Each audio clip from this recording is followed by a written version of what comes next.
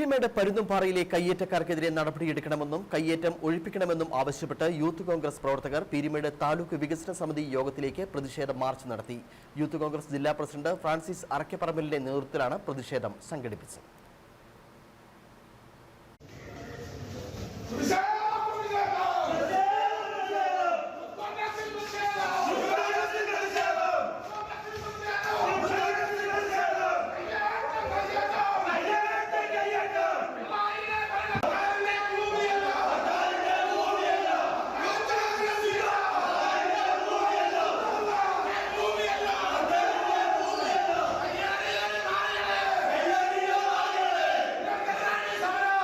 സർക്കാർ ഭൂമി കയ്യേറ്റത്തിന് പീരിമേട് എം.എൽ.എ. വാഴൂർ സോമൻ നേതൃത്വം നൽകുകയാണ്. കയ്യേറ്റത്തെ സംബന്ധിച്ച് കളക്ടർക്ക് നൽകിയ റിപ്പോർട്ട് ഉൾപ്പെടെ റവന്യൂ വകുപ്പ് പൂഴ്ത്തിയിരിക്കുകയാണ്. സർക്കാർ ഭൂമി കയ്യേറാനും അതിനുവേണ്ട വ്യാജരേഖയുണ്ടാക്കുവാനും പിണറായി സർക്കാർ നേതൃത്വം നൽകുകയാണ്. ഇതുവഴി കോടിക്കണക്കിന് രൂപയാണ് CPIM, CPI പാർട്ടികൾ സമ്പാദിക്കുന്നത്.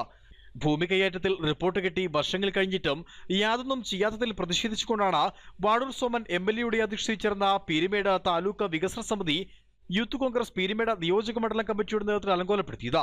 പ്രതിഷേധ സമരത്തിന് യൂത്ത് കോൺഗ്രസ് ഇടുക്കി ജില്ലാ പ്രസിഡന്റ് ഫ്രാൻസിസ് അറക്കപ്പറമ്പിൽ, ജില്ലാ വൈസ് പ്രസിഡന്റ് ടോണി തോമസ്, ജില്ലാ ഭാരവാഹികളായ മനോജ് രാജൻ, ഷാൻ അരുവിപ്ലാക്കൽ, യെബിൻ കുഴിവേലി, വിഘ്നേഷ്, അഖിൽ, അനീഷ് CK എന്നിവർ നേതൃത്വം നൽകി. സമരക്കാരെ പോലീസ് ബലം പ്രയോഗിച്ച് അറസ്റ്റ് ചെയ്യാൻ ശ്രമിച്ചതും സംഘർഷത്തിനിടയാക്കി. പിന്നീട് കൂടുതൽ പോലീസ് സ്ഥലത്തെത്തി പ്രവർത്തകരെ അറസ്റ്റ് ചെയ്ത് നീക്കി. Idukki vision news, Peermade.